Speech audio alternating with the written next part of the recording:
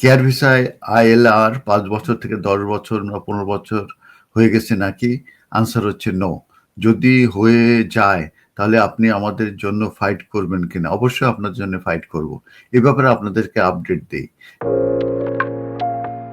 সেটা হচ্ছে যে আপনারা জানেন যে কনসালটেশন হয়েছে যে standard period for settlement from 5 years to 10 years আর কেয়ারার ভিসা সহ যারা লেভেল 6 এর নিচে থাকবে তাদের জন্য 15 ইয়ার্স এবং অন্যান্যর ক্ষেত্রে যারা অবৈধভাবে আসছে তাদের ক্ষেত্রেও 30 ইয়ার্স 20 ইয়ার্স এরকম চলে গেছে। বেনিফিট নিলে 15 ইয়ার্স 20 ইয়ার্স এইভাবে বিভিন্ন রকমের তারা কিন্তু একটা ফর্মুলা তৈরি করেছে। তো সেগুলোর ভিতরে যারা কেয়ারার তার মধ্যে লেভেল 6 এর নিচে জব তাদের জন্য তারা প্রস্তাব এনেছে যে তাদেরকে 15 ইয়ার্স পরে এই আপনার দেয়া হবে, আইএলআর দেয়া হবে। এটা কিন্তু প্রস্তাব ছিল।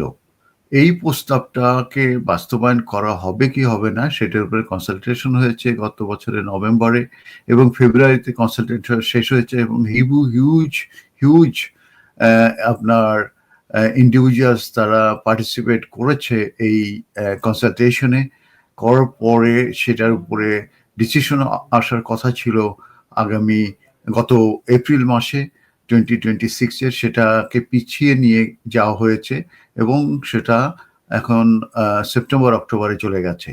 তো সেই সেপ্টেম্বর অক্টোবরে এখনো আসে নাই।